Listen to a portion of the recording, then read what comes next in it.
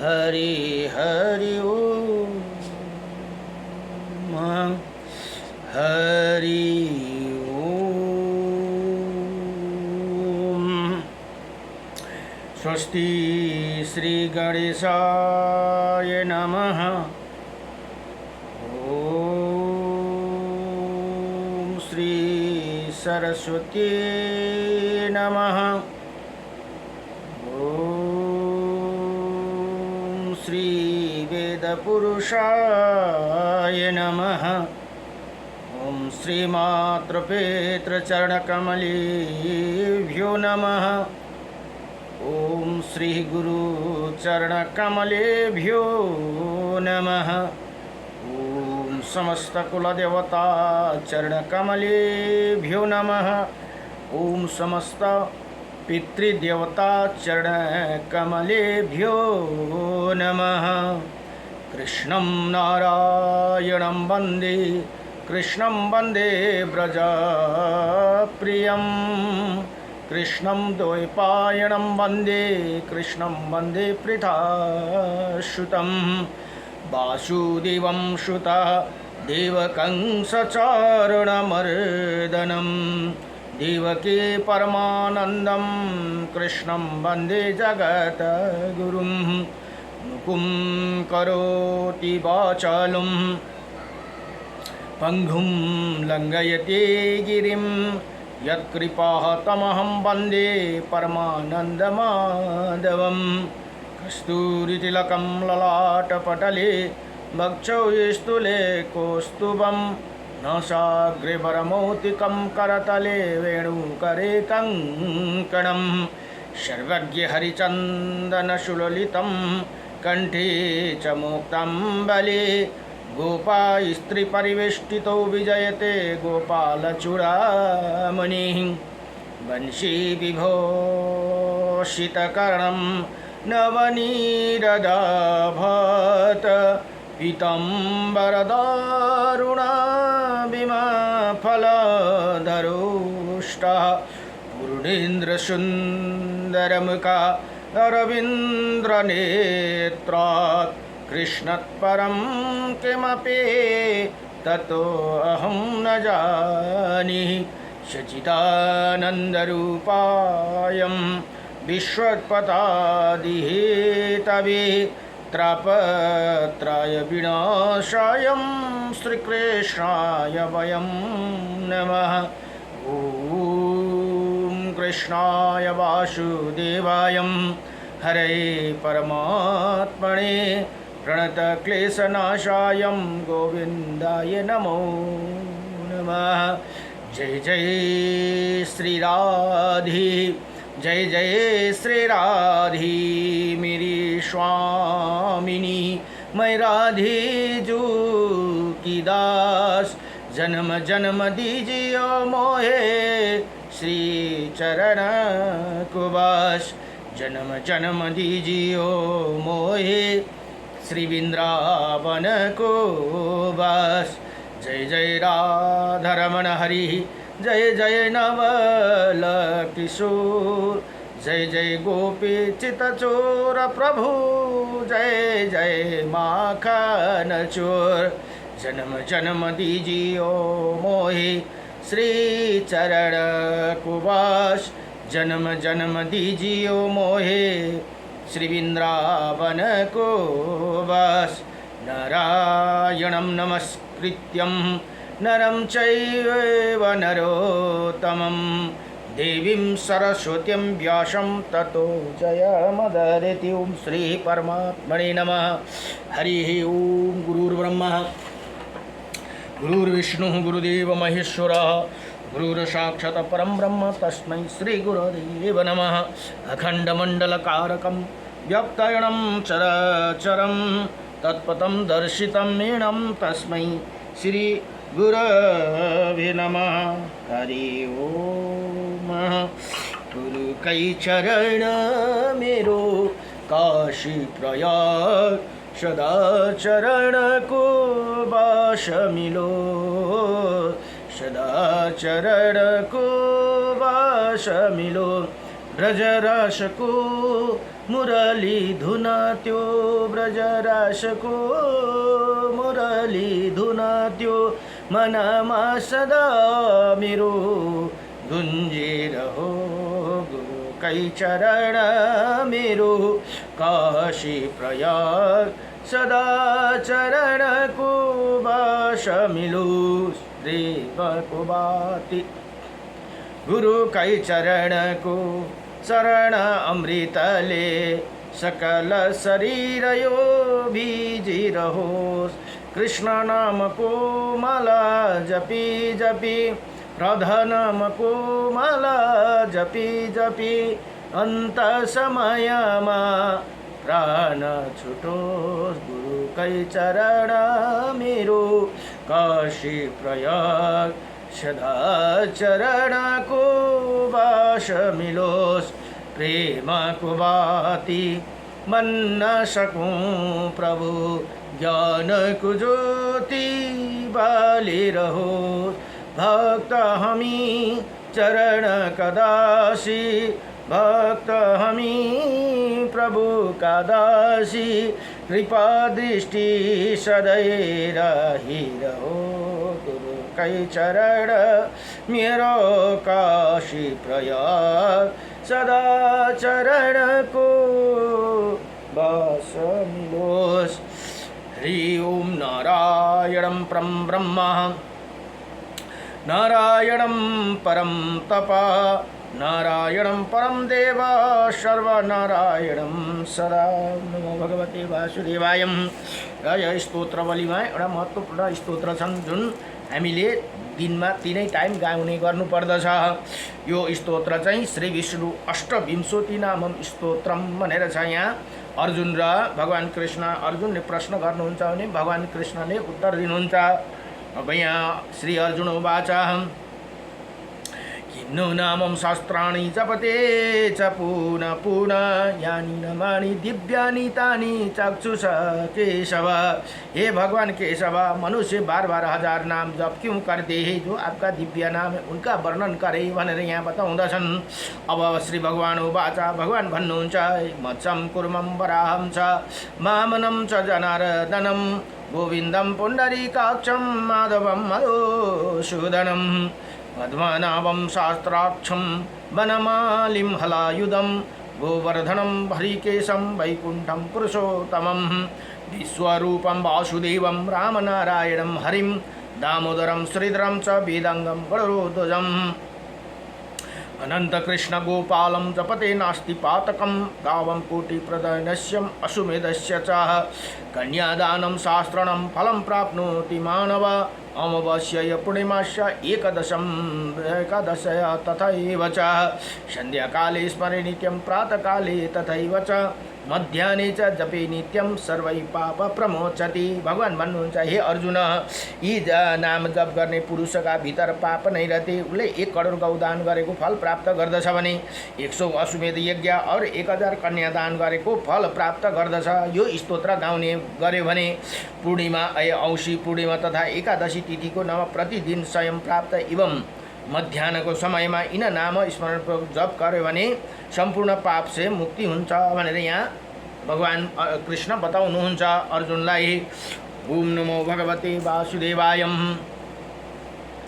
ओम श्री रामाय रामभद्राय श्री रामचंद्राय वेदसे श्री रघुनाथाय नाथाय सीताय पतये नमो भवानी शंकरो वंदे श्रद्धा विश्वासरूपेण नमो। जय जय श्री लक्ष्मीनारायण भगवान को, जय जय राधा रमण भगवान को, जय जय श्री तारामचंद्र भगवान को, जय जय उमापति शंकर भगवान को, जय जय कैलाशपति महादेव को, हर हर महादेव शंभो। र अहिले ब्रह्मा पुराण ध्यान हुँदैछ। ब्रह्मा पुराणको आज 50 अध्यायमा अब तीर्थहरूको महिमा, हिजोको चक्र तीर्थको महिमा थियो भने आजको प्रसङ्गमा नाग तीर्थको महिमा, हिजो चक्र तीर्थ पिपला तीर्थको महिमा तथा दधीची उनका पत्नीहरूको पिपला त्यागका अद्भुत वर्णन भनेर हिजोको कथामा थियो भने आज अब नाग तीर्थको महिमा भनेर यहाँ बताउनुहुन्छ।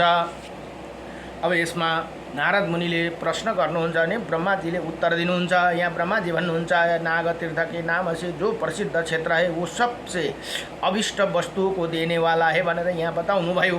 तथा मंगलमय है वही भगवान नागेश्वर नाम से कह करते हैं, उन्हीं महात्मे की विस्तृत कथा भी सुनो भनेर यहाँ नारद मुनिलाई भन्नुहुन्छ।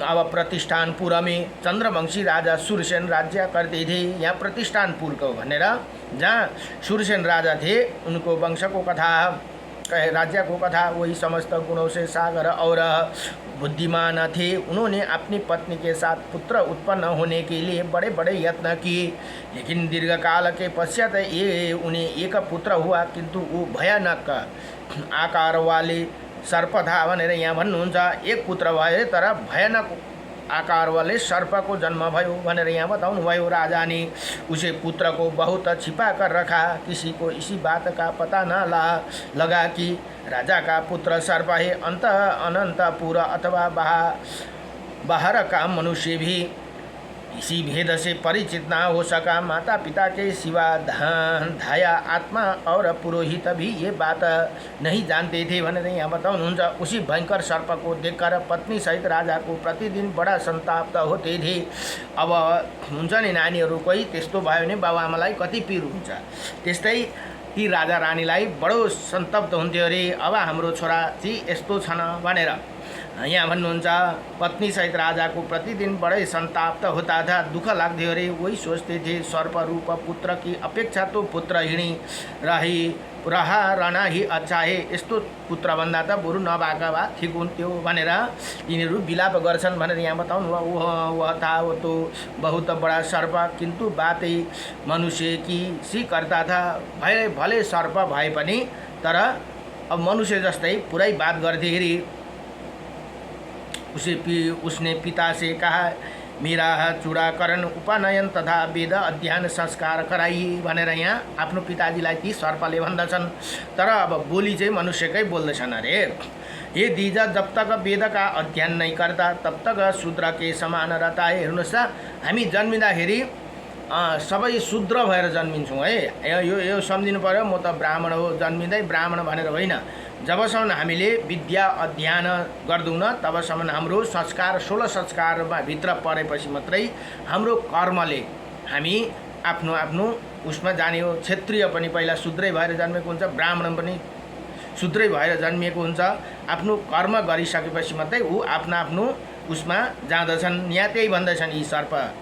यहाँ भन्नुहुन्छ, जबसम्म वेद अध्ययन गरिँदैन संस्कार कराइए, दीजा जब तक वेद अध्ययन नहीं करता तब तक शूद्र के समान रहता है भनेर यहाँ बताउनु भयो। पुत्र की ये बात सुनकर सूर्यसेन राजा बहुत दुखी हुए।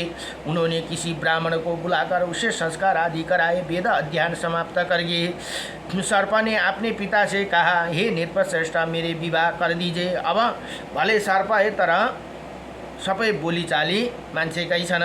मुझे स्त्री प्राप्त करने की इच्छा हो रही है। मेरे विश्वास है ऐसे किए बिना आपका कोई भी कार्य सिद्धि न हो सकेगा भनेर ती पुत्रले बताउँदछन्। पुत्र का ये विनिश्चय जानकर राजा ने आत्माओं को बुलाया और उसके विवाह के लिए इस प्रकार का, मेरे पुत्र युवराज नागेश्वर सब गुण की खाना है। वो बुद्धिमान सुर दुर्जय तथा शत्रुओं को संताप देने वाला है, अतः उसका विवाह करना है। मैं बूढ़ा हुआ, अब पुत्र के राज्य भार सौंपकर निश्चित होना चाहता हूँ भनेर यहाँ ती राजाले बोलाएर सबलाई भन्दछन्, आप लोग मेरे हित साधनों में तत्पर रहने की विवाह के लिए प्रयत्न करिए। राजा की बात सुनकर आत्मागण भनेको उनका जति सदर गण थे। आत्मागण हाथ जोड़कर बोले, महाराज आपके पुत्र सब गुणों से श्रेष्ठ है और आप भी सर्वत्र विख्यात है। फिर आपके पुत्र का विवाह करने के लिए क्या मंत्रणा करनी ही चाहिए भनेर यहाँ भन्नुहुन्छ। और किसी बात की चिंता आत्मियों को ये कहने पर नृपश्रेष्ठ सूर्यसेन ने कुछ गंभीर हो गए। वो उनका आत्मियों को ये बात नहीं चाहते थे कि वो मेरा बेटा सर्प है। अब हेर्नुहोस् न, मेरो छोरा यस्तो छ भनेर कुन आमा बाउले अर्कालाई भन्न चाहन्छन्। तथा वो भी इसी बात से अपरिचित ही रही। राजा ने फिर कहा, कौन कौन कन्या गुण से सबसे अधिक है और कौन राजा उच्च कुल में उत्पन्न श्रीमान और उत्तम गुणों की आश्रय है। राजा का ये कथन सुनकर आत्मियों ने एक परम बुद्धिमान पुरुष जो महाराज के संकेत को समझने वाले थे यहाँ बताओ उनके विचार जानकर बोले, हे महाराज, पूर्व देश में विजय नाम का एक राजा है। उनके पास घोड़े हाथी और रत्नों को गिनती नहीं महाराज। विजय के 8 पुत्र है जो बड़े बड़े धनुधर है। उसकी उनका बहन भोगवती साक्षात लक्ष्मी के समान है भनेर यहाँ बताउनु भयो। राजा, हे राजन, वो आपके पुत्र के लिए सुयोग्य पत्नी होगी भनेर यहाँ ये आत्मीयहरूले बताउनु भयो। अब बूढ़े हे आत्मीय की बात सुनकर राजा ने उत्तर दिया, राजा, विजय को वही कन्या मेरे पुत्र के लिए कैसे प्राप्त हो सके, ये बताओ। बूढ़े आत्मा ने कहा, अब यी मन्त्रीहरू ने आत्मीय भनेको, महाराज, आपके मन में जो बात है उसे मैं समझ गया। अब आप मुझे कार्य सिद्धि के लिए जाने की आज्ञा दे महाराज। शूरसेन ने भूषण वस्त्र तथा मधुर वाणी से बूढ़े मंत्री का सत्कार करके ही उन्हें बहुत बड़ी सेना के साथ भेजा। वो पूर्व देश में जाकर महाराज विजय से मिले और नाना प्रकार का वचनों तथा नीति जनित उपायों से राजा को संतुष्ट किया। मंत्री ने राजकुमारी भोगवती और युवराज नाम का विवाह तय कराया दिया। राजा विजय ने कन्यादान स्वीकार कर लिया। बूढ़े मंत्री लौटाए और फिर शूरसेन ने उन्हें विवाह निश्चित होने की सब वृत्तांत सुना दिया।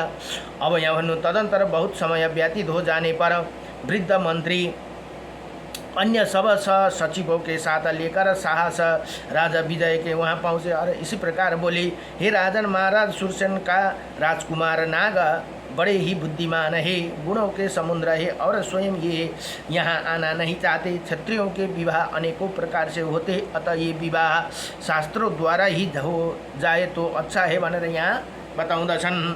अब त्यो सर्पलाई कसरी बेहुलो बनाएर लानु त, त्यही भएर उनीहरूले बुद्धि लगाए। बुद्धि वृद्ध मंत्री की बात सुनकर राजा विजय ने उसे सत्य ही माना और भोगवती को विवाह शास्त्र के साथ ही शास्त्र विधि के अनुसार संपन्न हुआ। विवाह के पश्चात महाराज ने बड़े हर्ष के साथ बहुत सी गौ, सुवर्ण और अश्व आदि सामग्री दहेज में देकर कन्या को विदा किया। साथ ही अपने आत्माओं को भी भेजा। बूढ़े मंत्री आदि सचिवों ने प्रतिष्ठान में आकर महाराज शूरसेन को उनकी पुत्र वधू समर्पित कर दी। राजा विजय ने जो विनय पूर्वक वचन कहे थे उन्हें भी सुनाया और उनकी दी हुई दहेज सामग्री, विचित्र आभूषण, दासियों तथा वस्त्र आदि निवेदन की। इसी सब कार्य का संपादन करके वो लोग कृतकृत हो गई। राजकुमारी भोगवती साथ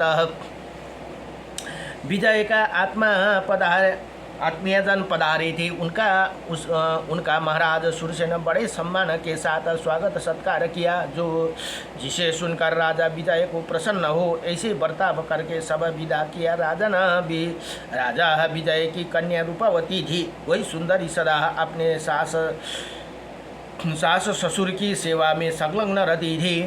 भोगवती पति अत्यंत भीषण महानाग रत्नों से सुशोभित एकांत गृह में सुगंधित पुष्पों से बिछी हुई सुखद शयन पर आराम करता था भनेर यहाँ बताउनु भयो। उसने अपने माता पिता से बार बार कहा, मेरी पत्नी ही राजकुमारी मेरी समीप क्यों नहीं आती। पुत्र की ये बात सुनकर उसने माता ने धाया से कहा, तुम भोगवती से जाकर कहो तुम्हारे पति एक सर्प है, देखो इस पर क्या कहती है। बहुत अच्छा कहकर धाया भोगवती की पास गई और एकांत में विनीत भाव से बोली, हे कल्याणी, मैं तुम्हारे पति को जानती हूँ। वो देवता है, किंतु ये बात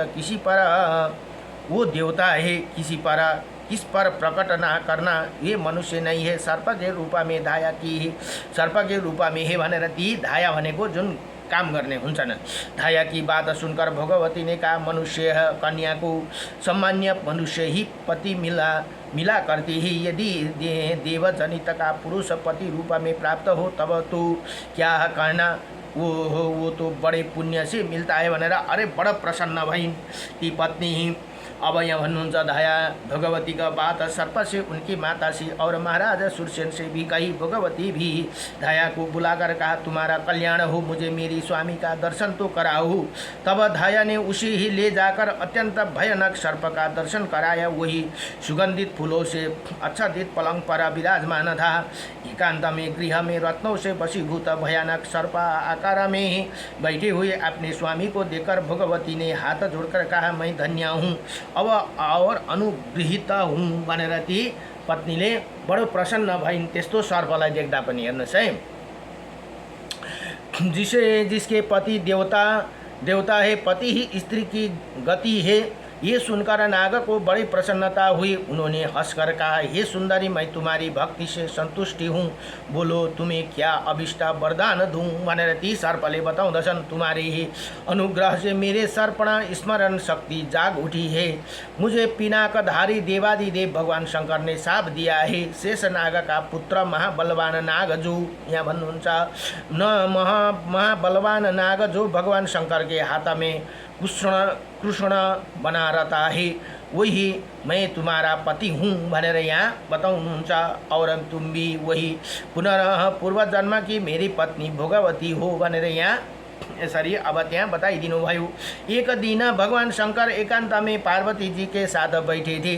वहाँ पार्वती जी ने एक बात कही जिसे सुनकर भगवान शिव ठठाकर हंस पड़े। उसी समय मुझे भी हंसी आ गई। अब हेर्नुहोस् है कसरी श्राप पाए त भन्दा ती भगवान र माता भगवती पार्वती र शिवजी परिहास गर्दै गर्दा भगवान हाँस्दाखेरि उसलाई पनि हाँस उठेछ। इसे कुपित होकर भगवान ने मुझे ये श्राप दिया, तू मनुष्य की योनि में सर्प रूप से जन्म लेकर ज्ञानी होंगे भनेर यहाँ यसरी श्राप दिनुभयो। हे कल्याणी, ये श्राप सुनकर तुमने मैंने भी भगवान को प्रसन्न करने की चेष्टा की। तब उन्होंने कहा जब तुम गोमती के तट पर मेरे पूजा करोगी और मैं तुम्हारी अंतःकरण में ज्ञान का आधान करूँगा, उसी समय तुम भगवती के प्रसाद से शाप मुक्त हो गई भनेर यहाँ तीर आफ्नो पत्नीलाई भन्दछन्। जाओ भगवती के शाप से मुक्ति हो जाओगे, इसलिए तुम पर मुझ पर ये संकट आया है, तुम मुझे गौमती के तट पर ले चलो भनेर अब आफ्नो पत्नी ती भोगावतीलाई भन्दछिन्। और मेरे साथ ही भगवान की पूजा करो, इसी से मेरा श्राप छूट जाएगा और हम दोनों पुनः भगवान शिव का सानिध्य प्राप्त करेंगे। अब कष्टे में पड़े हुए समस्त प्राणियों के लिए सदा भगवान शिव ही परम गति है भनेर यहाँ बताउनुहुन्छ। पति की ये बात सुनकर भोगावती ने उन्हें साथ लेकर गौमती के तट पर गई और वहाँ गौतमी में स्नान करके उसे शिव का पूजन किया। इसी प्रसन्न होकर भगवान ने उसे सर्प का दिव्य रूप प्रदान किया। तब वो अपने माता पिता से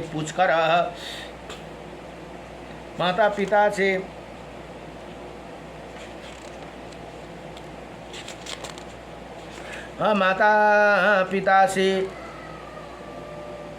कहा हे बेटा, तुम एक ही मेरा पुत्र हो, युवराज हो, इसलिए इसी समस्त राज्य को पालन करो और बहुत से पुत्र उत्पन्न करके मेरे स्वर्ग गमन के पश्चात शिवलोका में जाओ भनेर यहाँ उनका पिता ती राजा सुरसेनले बताउनु भयो।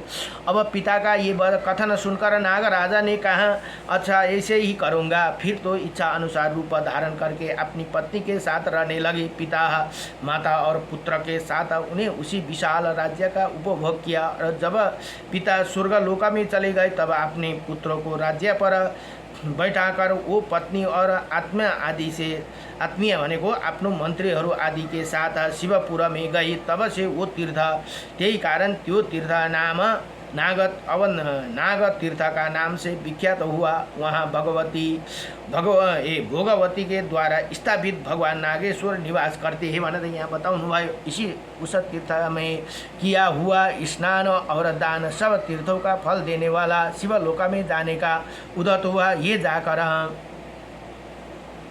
अब स्नान और दान सब तीर्थों का फल देने वाला है भनेर यहाँ बताउनु भयो। यति भनेर श्री ब्रह्मा पुराण को 50 अध्याय सम्पूर्ण भयो। नमो 50 अध्यायमा नाग तीर्थको महिमा यहाँ पुरा भयो। नमो भगवते वासुदेवाय। कृष्णाय वासुदेवाय हरे परमात्मने नमः प्रणतक्लेशनाशाय गोविन्दाय नमो नमः श्रीकृष्ण गोविन्द हरे मुरारी हे नाथ नारायण वासुदेवं पितुमातु स्वामी सखा हमारे हे नाथ नारायण वासुदेवं नमो भगवते वासुदेवाय।